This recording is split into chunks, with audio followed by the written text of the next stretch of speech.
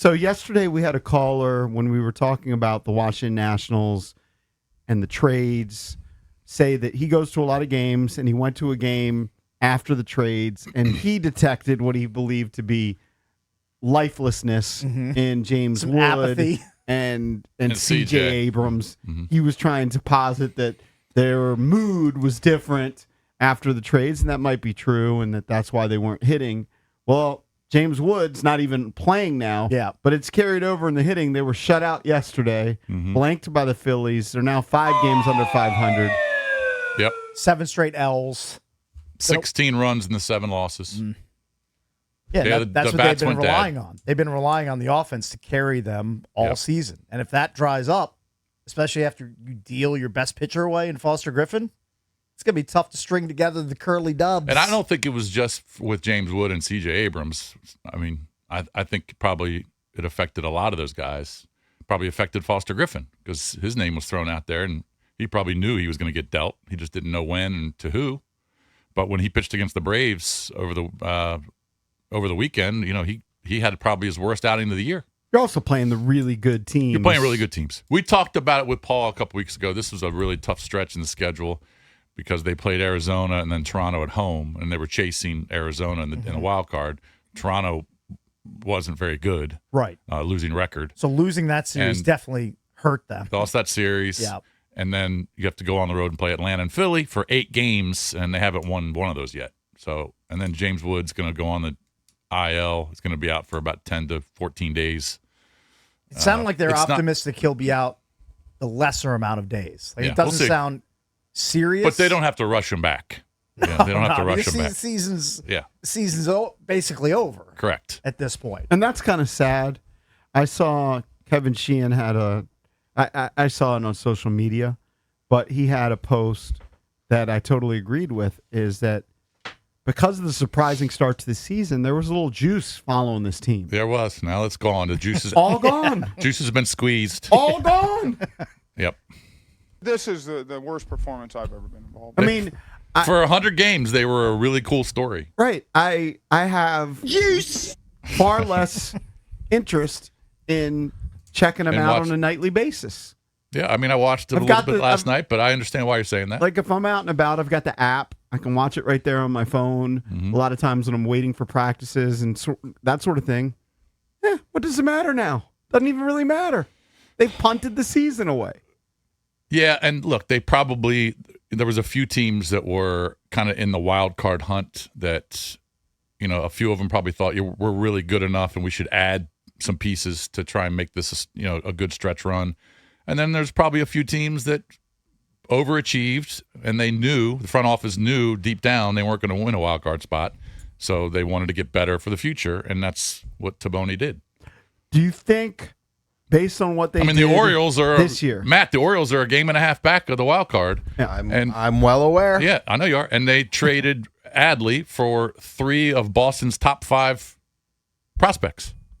Yeah, they got a haul. And Adley only had 8 or 9 home runs this year. He's hurt. He's been hurt a couple times this year. But, I mean, still, you're selling off one of your young pieces. They sold off Taylor Ward. Well, the writing was on the wall for Adley when they gave Basayo that extension. Correct. They had that back up. And so now he's going to be your starter. Although you played Narvaez for who they got.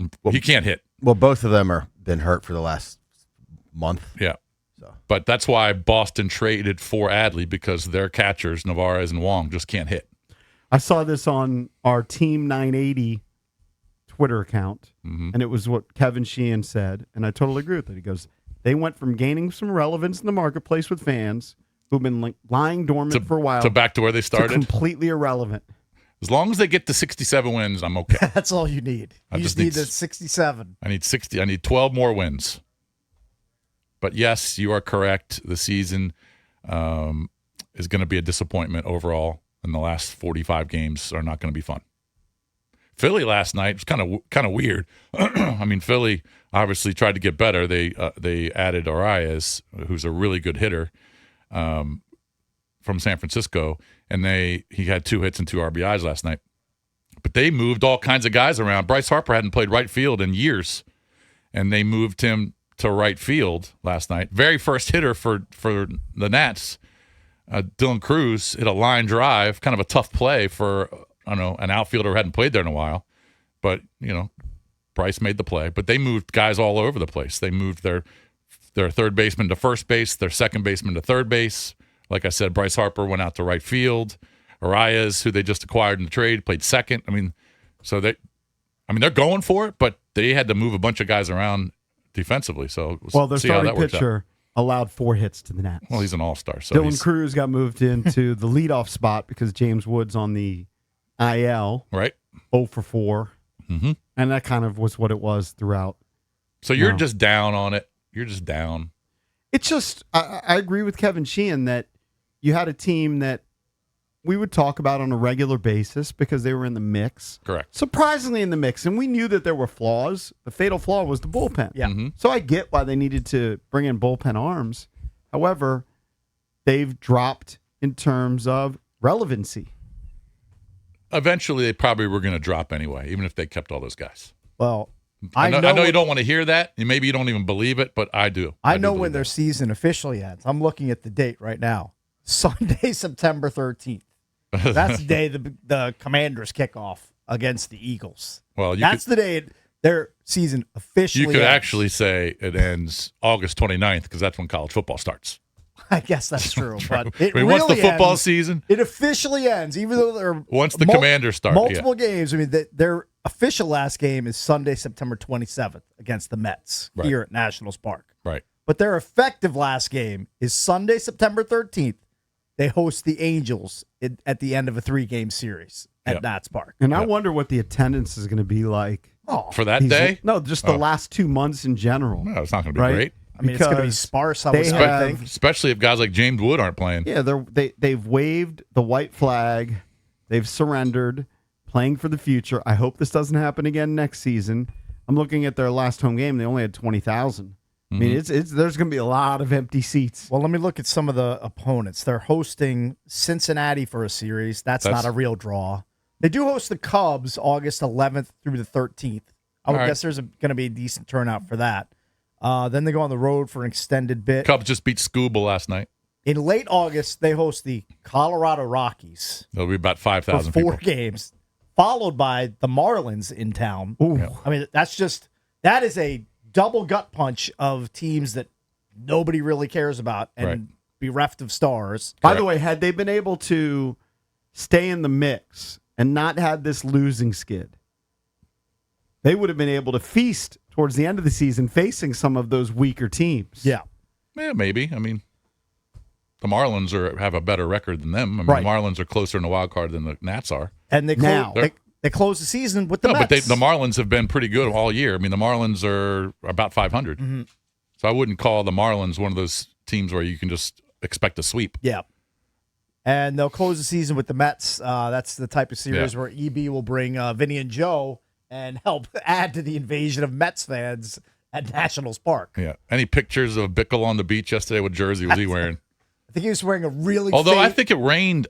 There were some storms down in the southeastern part of North Carolina. He mentioned that they missed where he was. He was wearing a really faded Gilbert Arenas Wizards jersey. Oh, he was. Yeah. So he's taking pictures every day of whatever he's wearing. It's the jersey du jour. So, yeah, I agree with you, JP. It's the rest of the season is going to be a downer. And, of course, we're going to talk to Paul at 9 o'clock. But Paul's going to be jacked because he's going to be excited about who they acquired. Now, we'll see if it works out in the next 2-3 years. Right. We just don't know. But and he has a longer view than basically every fan that consumes Washington Nationals content. Yeah. Like he's looking for 2, 3, 5 years down the road. Yeah. Every fan is just looking at the standings right now. I know we were looking for that in the current day. Yeah. So he has to have a different mindset. He can't just be about what's happening every single day, the day that he's in. But he said on this show that he does both, right? He's looking long term. He has to try to do both. Yeah. But he's also looking. All of a sudden, if you're in the mix, you got to make some moves. I just wonder if what put this team over the top in the previous regime. A lot of people credit the signing of Jason Worth. Mm-hmm. Like that was a marker. I wonder if this regime will be allowed to have a signing of a free agent that will help them get to the next level? Yeah, it's a valid or question. Is it going to be I think the same situation next this year? This is my opinion. It's going to be very mid-level free agents. Right. Guys who aren't going to, you're not going to pay 160 to 180 to $200 million for. Which is That's sad. my opinion. It's actually sad that Washington is in that boat where they're looking up at teams like the Kansas City Royals and the payroll and the Rockies. Yeah. Payroll, basically everybody in the league payroll wise outside at least this year outside of Cleveland. Yeah. Like this is a major market. Like it's kind of embarrassing that you're not willing to spend the money to make your team be a player amongst the top spenders in the league. Now, am I saying you have to be top 3 or top 5? No, not necessarily, but like a top 10 payroll, top 12 payroll, year in, year out. Like they used to be. Yeah, that would be a nice thing for Nats when fans. Mark Lerner, when Ted Lerner was running the show. To open up the purse strings a little bit. They were 3, 4, 5, maybe 7, but they were never 29 or 30. They weren't. I think some fans would take top 20 at this point. Yeah. Probably. Like if you're 19th in payroll, I think some fans would take that. Like I know that you shouldn't have the same payroll as the Athletics. We're playing in a minor league ballpark waiting for their new stadium to be built in Vegas. Like you shouldn't be in the same. And if you're 19th in payroll, you might have 6 or 7 more wins now. Yeah. You might. It's entirely possible. Well, if they had just had better relievers and been the second worst team in terms of blown saves, they'd be an entirely different situation right now. Yeah. We talked about that a couple weeks ago. Remember when Zach... Their 8th inning ERA and their 9th inning ERAs hover around 9. Yeah. It sucks that some teams just have to throw openers instead of starting pitchers that are in your normal rotation like the Nats do. Because they pitched Palmquist again last night, and he got 1 out, gave up 2 hits and a run, and a walk. It's not like Littell was great. No, Littell's been fine. I mean, you're right. I mean, he gave up 4 runs, but it just sucks when your rotation isn't strong enough 1 through 4 or 1 through 5 that you got to throw an opener 2 out of 5 games. Rip Nats, R.I.P. They sold one of their pitchers that actually started. I know. And was an all-star. Hey, I agree. You know what? Now, you got Jake Irvin back, and then maybe Trevor Williams eventually gets back into the rotation, but it just sucks when you It was a fun run through most of July. It was. It was kind of fun, but now it's pretty much just playing taps.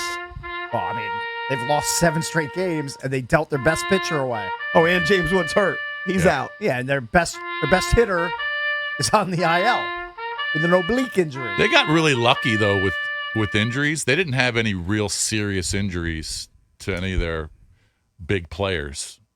Yeah. Unlike a lot of teams where a lot of teams They've been dodging those bullets. Some teams were suffering, tons of injuries. Right.